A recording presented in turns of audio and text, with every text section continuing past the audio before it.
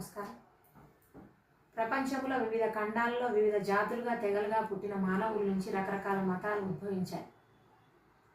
నీ మతం నీకు గొప్ప. నువ్వు హిందువుగా పుట్టావా, క్రైస్తవునిగా పుట్టావా, ముస్లింగా పుట్టావా, బౌద్ధునిగా పుట్టావా, జైనుడిగా పుట్టావా, ఇంకేదో విధమైన మతంలో పుట్టావా అనేది అవసరం.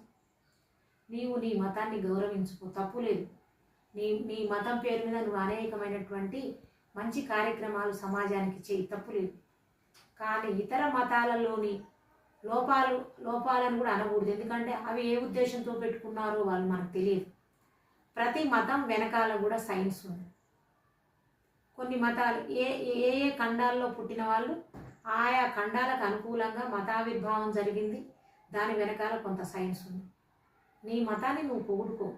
పరాయి మతాన్ని తిట్టే అధికారం నీకు ఎవరిచ్చారు?